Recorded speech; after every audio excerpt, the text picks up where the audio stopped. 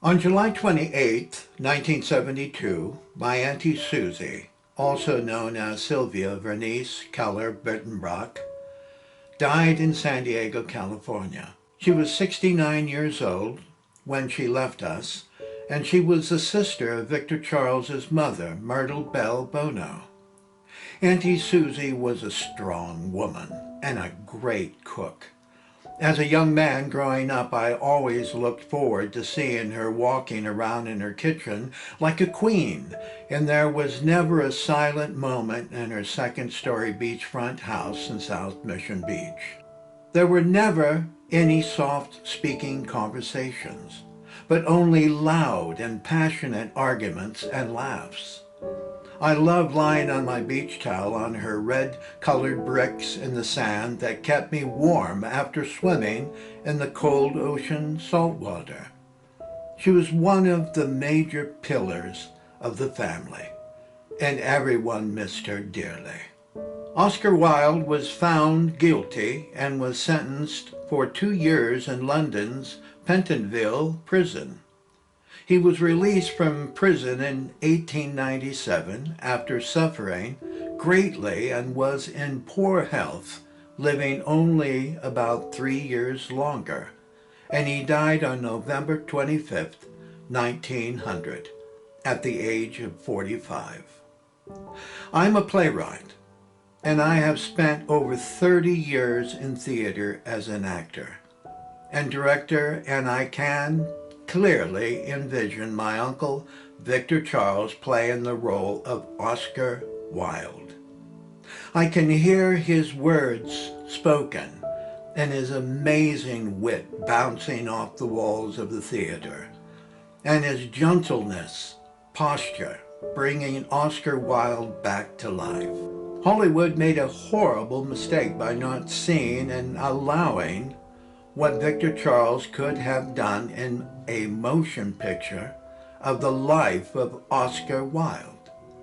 In 1972, actors in Hollywood still had to hide in dark closets in order to find the love that they wanted within their lives.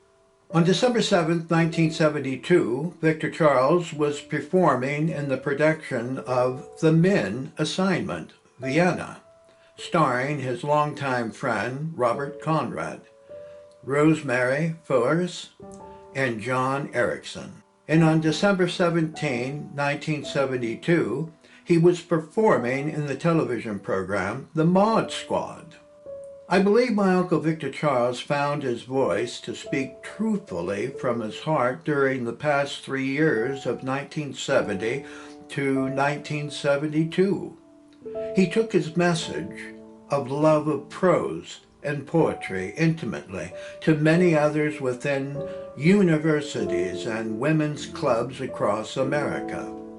He personally showed his true character to them, instead of letting them think he is a monster or evil man when he played in television programs and motion pictures.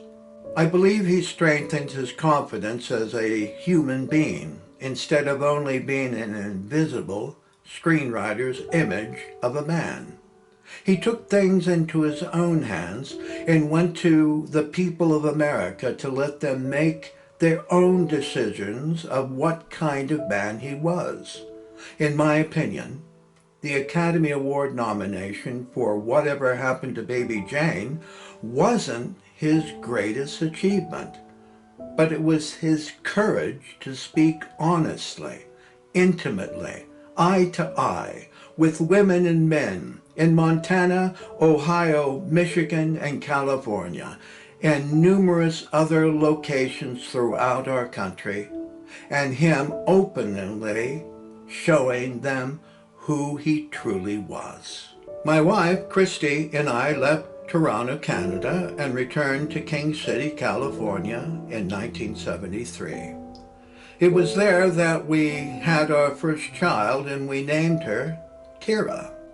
After visiting in San Diego for a while, we soon packed our luggage and moved up to British Columbia, Canada, and we were living there in the beautiful city of Vancouver for the next 8 months during 1973.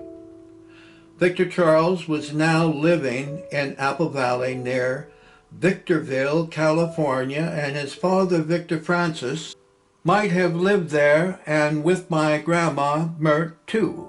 The year of 1973 was a big step in the right direction for him, because he was now being cast in more television programs.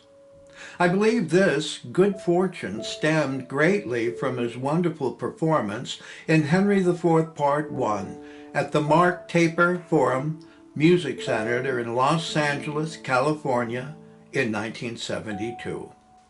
He was making his own way and not having to depend on his prior achievements of working with Betty Davis, Joan Crawford, Frank Sinatra, and Dean Martin. He now was a bona fide true celebrity of his own making after his last 3 years of reaching out to the public eye to eye and being close enough to be appreciated by his large stature of gentleness and intelligence. On January 21st, 1973, Victor Charles was performing his one-man show, Just We Three, at Montgomery's Women's Club Town Hall in the Kenwood Theater in Cincinnati, Ohio. On January 26, 1973, writer Carol Valentine printed his words saying, "Theater, we need each other. Needed is a story to tell, a teller to tell it, and a listener to hear and evaluate it. Following in love and being in love has an eternal sameness.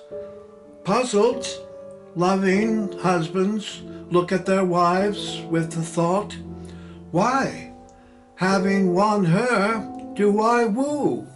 She's not and never can be mine." I love playing Shakespearean roles, although there are some I cannot play. I would love to play Puck, but it would take a mighty big operon.